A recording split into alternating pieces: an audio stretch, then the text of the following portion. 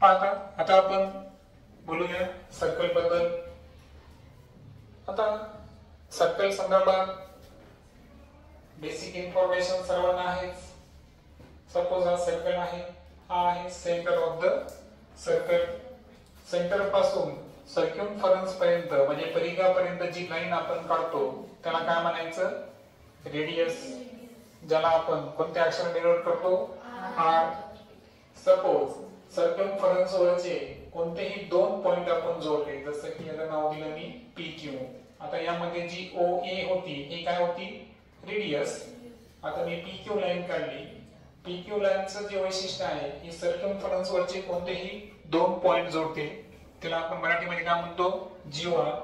इंग्रजीमध्ये त्याला काय म्हणायचं? कॉर्ड. त्यानंतर मी कॉर्ड काढतो जी O बिंदूतून जाते. ओके, सपोज ही कॉर्ड आहे CD. आता या CD कॉर्डचं काय वैशिष्ट्य आहे? यामध्ये OC आणि OD अशा किती रेडियस आल्या? 2.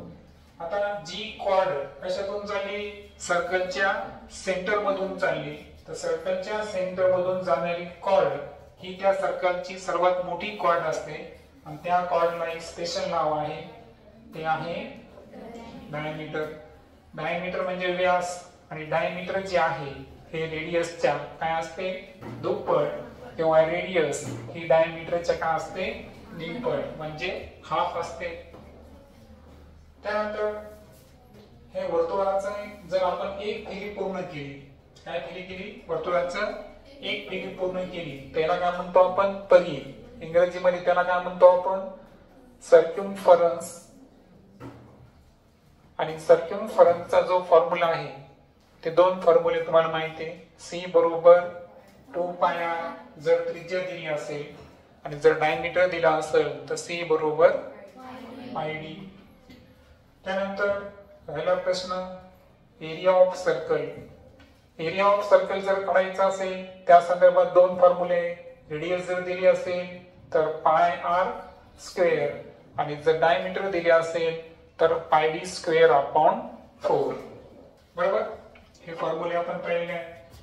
त्यानंतर सर्कल संदर्भात जी ऍडिशनल इन्फॉर्मेशन तुम्हाला दिली आहे आपण ती कशी आहे? की समजा एखाद्या एक जीवा आहे जिचं नाव काय आहे? CD.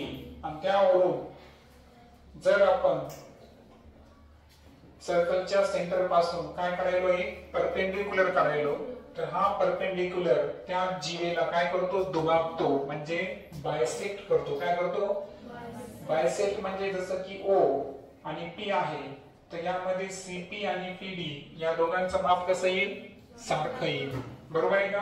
म्हणजे याचा अर्थ हा OP जे होता हा कशाला परपेंडिक्युलर होता? CD ला जर परपेंडिक्युलर असेल तर CP बरोबर PD. म्हणजे मराठीमध्ये आपण म्हणतो की वर्तुळ केंद्रापासून जीवेवर आपण जर लंब टाकला तर तो जीवेला काय करतो? दुभागतो. तेच इंग्रजीमध्ये सांगायचं की when we draw a perpendicular from the center of the circle then on the chord then it bisect the chord. Okay, म्हणजे कॉर्डला काय करला? तो बायसेक्ट. बायसेक्ट म्हणजे काय? दुभागणे. तर हा एक पहिला रूल. त्यामध्ये आपले गणित कसे येऊ शकतात? की त्रिज्या दिलेली आहे. पहा इथं कोणता अँगल आला? इथं राईट अँगल ट्रायंगल आला. म्हणजे इथं काय आला? पायथागोरसचे प्रमेय आले. बरोबर आहे का? मग इथं पायथागोरसच्या प्रमेयच्या सहाय्यानं समजा जर तुम्हाला OC चं अंतर दिलं समजा 10 सेंटीमीटर आणि जी कॉर्ड आहे कॉर्डचं जे मेजरमेंट आहे ते आहे 16 सेंटीमीटर. किती आहे? 16. तर बायसेक्ट झाल्यावर हे किती झालं? 8. आणि OP चं डिस्टन्स ऑटोमॅटिकली किती येतं? 6. हे तुम्ही पायथागोरसच्या ट्रिपल करून करू शकता. सर्कल संदर्भात जी ऍडिशनल इन्फॉर्मेशन आपण पाहिलेली आहे तर ती आहे पहा सेंट्रल अँगल. काय आहे? पहा आता वर्तुळाचा केंद्रबिंदू कोणता आहे? O. आता वर्तुळाच्या केंद्रबिंदूतून जाणारा जो कोन आहे म्हणजे परिघावरचे दोन बिंदू घ्यायचे आणि तिथून आपण जर वर्तुळाच्या केंद्राशी कोन तयार करतो, समजा हा थीटा आहे तर या अँगलला काय म्हणतो आपण? Central angle. ज्याला मराठीमध्ये काय म्हणतो आपण, केंद्रीय कोन. काय म्हणतो त्याला आपण, केंद्रीय कोन. आता या केंद्रीय कोनामुळे सर्कलची जी विभागणी आहे ती 2 पार्ट्स मध्ये होती. किती पार्ट्स मध्ये, 2. जसं की हा एक छोटा कंस तयार झाला. सपोज आपण इथे नाव घेऊ x, इतर नाव काय घेऊ, पॉइंट घेऊ y. आता यामध्ये एक लक्षात ठेवायचं आहे की जो सेंट्रल अँगल आहे, कोणता अँगल आहे सांगा, AOB, याचं माप हे कशाचे इक्वल असतं, लघु कंसाच्या. पहा इथं 2 कंस तयार झाले, एक लघु कंस आणि एक विशाल कंस. पहा लघु कंस कोणता आहे, AXB, किंवा तुम्ही त्याला AB पण वाचू शकता. ठीक आहे, तर हा लघु कंस आहे. लघु कंसाला इंग्रजीमध्ये म्हणतात मायनर आर्क.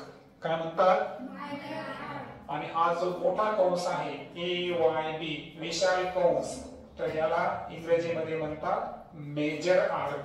काय म्हणतात, आणि हे तुम्हाला माहितच आहे की मायनर आर्क आणि मेजर आर्क यांची जर आपण बेरीज केली ती किती असते, 360 अंश असते.